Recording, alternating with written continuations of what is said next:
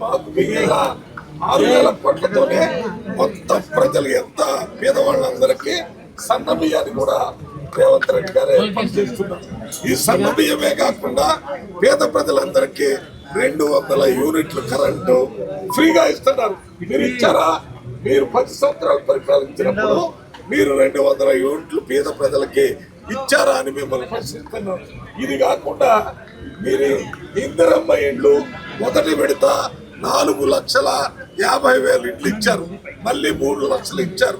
మొత్తం 7,50,000 ఇండ్లు ఇప్పటికే ఇచ్చారు. మీరు 2 గదులు ఇల్లు ఇస్తారని చెప్పి ప్రజల్ని మోసం చేసి 2 సార్లు అధికారంలోకి వచ్చారు. మీరు అప్పు చేసి ఉపయోగపడే పనులు ఏం చేయలేదు. 100 సంవత్సరాలు పనికి వచ్చేటటువంటి సెక్రటేరియట్ పడగొట్టారు.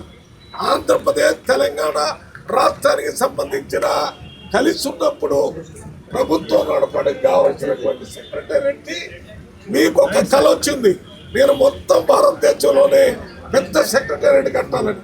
చిన్న రాష్ట్రానికే పెద్ద సెక్రటేరియట్, ఉత్తరప్రదేశ్ లో కూడా లేనంత పెద్ద సెక్రటేరియట్ ఈ అప్పులు చేసి ఈ రకంగా దుబారా చేశారు.